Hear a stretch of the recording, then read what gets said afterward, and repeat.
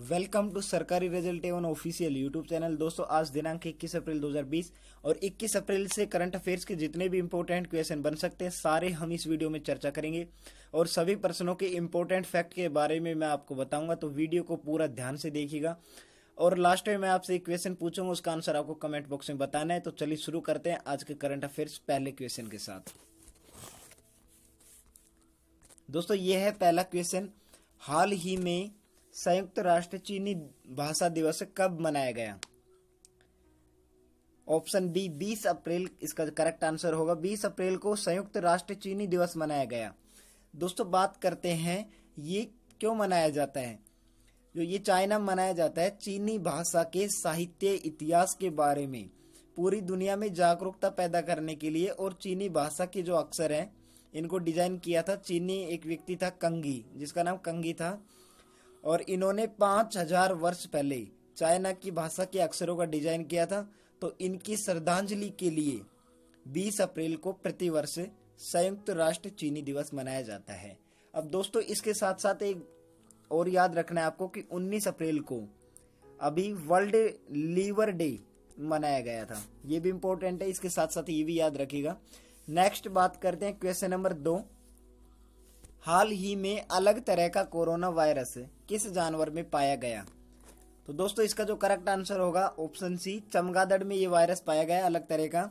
अभी जो हम इंसानों में जो वायरस फैल रहा है उसे हम कोविड-19 कहते हैं, COVID-19। ये जो इंसानों में जो कोरोना वायरस फैल रहा है उसका नाम WHO ने कोविड-19 रखा है। लेकिन जो चमगादड़ में जो वायरस फैल रहा है, जिसे जैसे चमगादड़ को बैट बोलते हैं, तो इसका जो वायरस का नाम रखा गया है BTCOV। ये इस वायरस का नाम रखा गया है जो हिमाचल प्रदेश, केरल, पांडिचेरी और तमिलनाडु में पाया गया है। ठीक है दोस्तों, नेक्स्ट बात करते हैं हम क्वेश्चन नंबर 3, हाल ही में मून जे इन किस देश के फिर से राष्ट्रपति बने हैं? दोस्तों दक्षिण कोरिया के ये राष्ट्रपति दोबारा से बने गए हैं। अभी जो पिछले वर्षों में यहाँ के जो राष्ट्रपति थे मून जे इन ही थे, लेकिन अभी जो वर्तमान में जो इनके इलेक्शन हुए उनमें ये फिर से यहाँ के राष्ट्रपति बन चुके हैं। नेक्स्ट बात करते हैं क्वेश्चन नंबर 4, हाल ही में फेसबुक ने किस देश में थर्ड पार्टी फैक्ट सिस्टम शुरू किया है? दोस्तों बांग्लादेश में। इसका आंसर जो होगा ऑप्शन ए, बांग्लादेश में फेसबुक ने जो फेक न्यूजेज जो डाली जा रही हैं फेसबुक पर उनको रोकने के लिए यहाँ third party fact check system शुरू किया है। अब दोस्तों मैं आपको बता दूं कि इन्होंने भारत की एक फैक्ट कंपनी के साथ भी साझा किया है, उसका नाम है बूम। भारत की एक फैक्ट कंपनी है बूम, उसके साथ इन्होंने साझा करके इस फेसबुक थर्ड पार्टी फैक्ट का सिस्टम शुरू किया है। अब बात हुई है बांग्लादेश की, तो बांग्लादेश के बारे में हम यह चर्चा कर लेते हैं। दोस्तों बांग्लादेश की जो कैपिटल है ढाका, और यहां बांग्लादेश की जो मुद्रा है टका।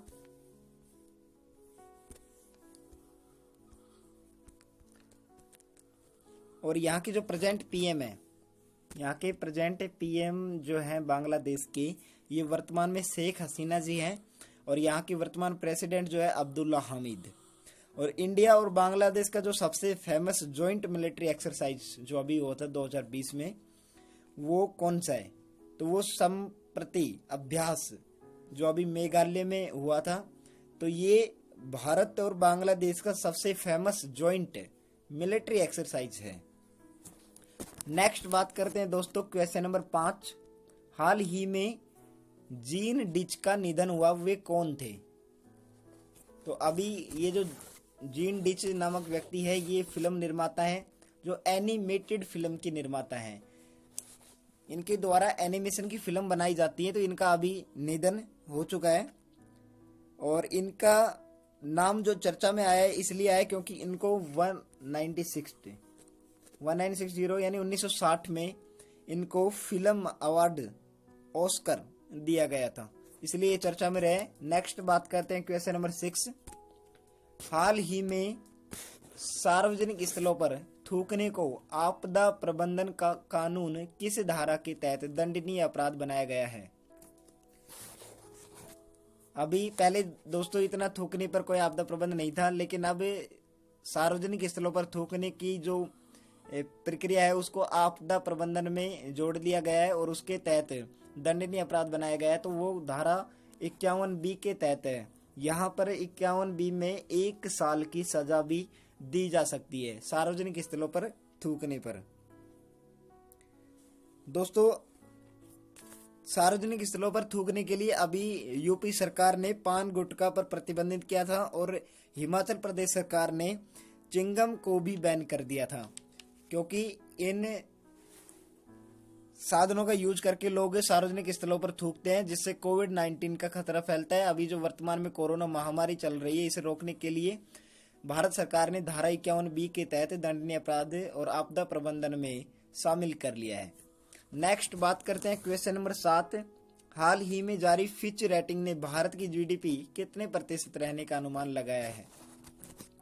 अभी जो फिच रेटिंग ने एक रेटिंग लिस्ट जारी की है जिसमें भारत की जीडीपी कम रहने का अनुमान लगाया है, वो 1.8% रहने का अनुमान लगाया है।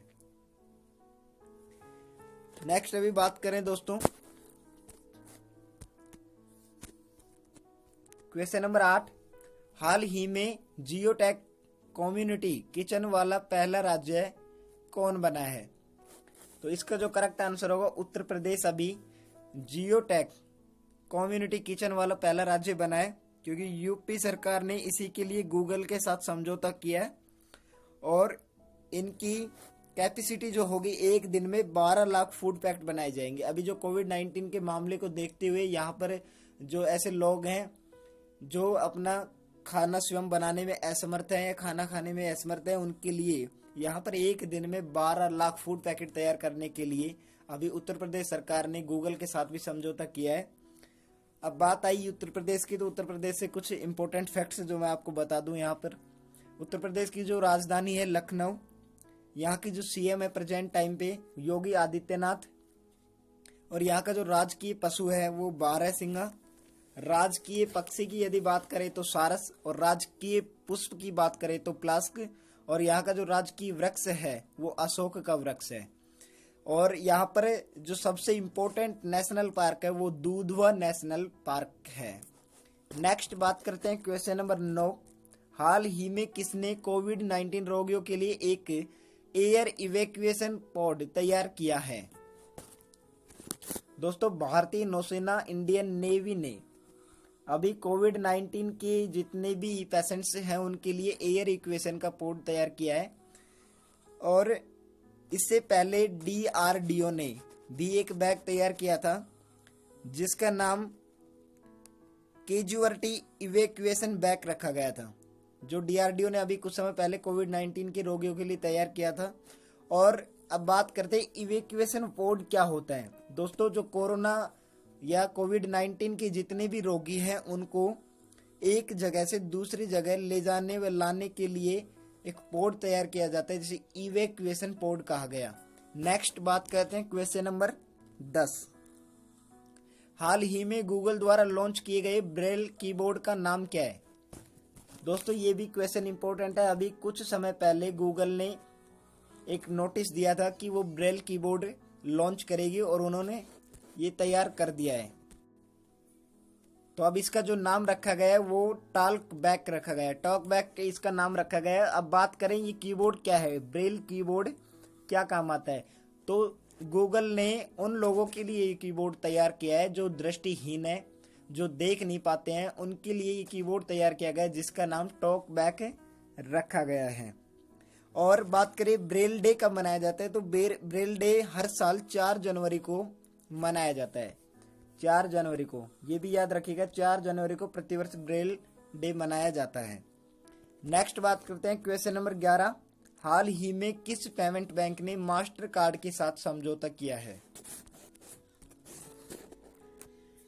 दोस्तों अभी पेटीएम पेमेंट बैंक ने मास्टर कार्ड के साथ समझौता किया है। अपने कस्टमरों का जो पेमेंट है वो इजीली बनाने के लिए मास्टर कार्ड के लिए समझौता किया है। बात करते हैं पेटीएम पेमेंट बैंक की। तो पेटीएम पेमेंट बैंक के जो है वो पेटीएम के थ्रू है, और इसकी जो पेरेंट कंपनी है 197। ये बार बार क्वेश्चन पूछा जाता है कि पेटीएम की पेरेंट कंपनी का नाम क्या है, तो 197। इसका मुख्यालय कहाँ पर है, तो नोएडा में, और इसकी जो स्थापना हुई है 2010 में। पेटीएम की स्थापना हुई है 2010 में, और इसके जो वर्तमान सीईओ हैं विजय शेखर शर्मा। नेक्स्ट बात करते हैं क्वेश्चन नंबर 12। हाल ही में नासा द्वारा खोजे गए पृथ्वी के आकार के एक्सप्लेनेट का नाम क्या है। तो अभी नासा के द्वारा एक एक्सप्लेनेट खोजा गया है, उसका क्या नाम है, तो उसका जो नाम है केपलर 1649c। ये पृथ्वी के समान है बिल्कुल, और बात करें तो इनकी दूरी और पृथ्वी के बीच की जो दूरी है वो 300 लाइट ईयर। आपको पता होगा लाइट ईयर मतलब प्रकाश वर्ष। जो केपलर 1649c जो यहाँ पर एक्सप्लेनेट खोजा गया है, और इनके बीच और पृथ्वी के बीच 300 लाइट ईयर की दूरी है। अब बात करें लाइट ईयर प्रकाश वर्ष, यानी कि एक प्रकाश वर्ष, एक लाइट ईयर बराबर 9.46 इंटू 10⁻15 मीटर ये होता है। ये इंपॉर्टेंट है, ये भी याद रखिएगा दोस्तों। नेक्स्ट बात करते हैं, जब यहाँ पर नासा का नाम आया है तो नासा से संबंधित कुछ जानकारी हम यहाँ पढ़ लेते हैं। दोस्तों नासा का ये जो फुल फॉर्म है NASA, national aromatic space administration. इसकी जो स्थापना हुई है 1958 यानी 1958 में इसकी स्थापना हुई है। नेक्स्ट बात करें, इसका जो मुख्यालय है वाशिंगटन डीसी में, और इसकी प्रेजेंट एडमिनिस्ट्रेटर जो है जिम ब्रिड निस्टिन। अभी सूरज के लिए एक मिशन इन्होंने लॉन्च किया है, यानी कि सूरज का अध्ययन करने के लिए, सूरज को जांचने के लिए एक मिशन लॉन्च किया है जिसे सनराइज मिशन कहा गया है। और बात करें यदि इनके अपोलो 13 मिशन की, जो अभी पिछले साल जो यानी कि 2020 में जिसका 50 वर्ष पूरे हो चुके हैं अपोलो 13 के, और अपोलो 11 जो इनका मिशन है उसके 50 वर्ष 2019 में संपूर्ण हो चुके हैं। नेक्स्ट बात करते हैं क्वेश्चन नंबर 13। हाल ही में किसने covid5.in नामक वेबसाइट बनाई है। तो IIM कोझिकोड के एक स्टूडेंट है अपने 16 छात्रों की टीम के साथ covid5.in नामक वेबसाइट बनाई है। दोस्तों कोरोना वायरस से रिलेटेड सारी इंफॉर्मेशन को एक ही जगह प्रोवाइड करने के लिए IIM कोझिकोड, ये जो केरल में है, यहाँ के एक स्टूडेंट ने अपने 16 बंदों की टीम के साथ covid5.in नामक वेबसाइट बनाई है। नेक्स्ट बात करते हैं क्वेश्चन नंबर 14। हाल ही में टीम मास्क फोर्स किसने बनाया है। दोस्तों BCCI ने अभी जो टीम मास्क फोर्स बनाया है इसके थ्रू एक वीडियो यहाँ पे अपलोड की गई है, और हाल ही में BCCI ने कोरोना वायरस के बारे में अवेयरनेस पैदा करने के लिए और मास्क की इम्पोर्टेंस के बारे में लोगों को बताने के लिए टीम मास्क फोर्स बनाया है, जिसमें सभी क्रिकेटर्स जैसे विराट कोहली, सचिन तेंदुलकर आदि जितने भी इम्पोर्टेंट्स जो क्रिकेटर हैं उन सभी ने यहाँ पर एक वीडियो के द्वारा मास्क की इम्पोर्टेंस के बारे में बताया है। अब बात करते हैं BCCI क्या है।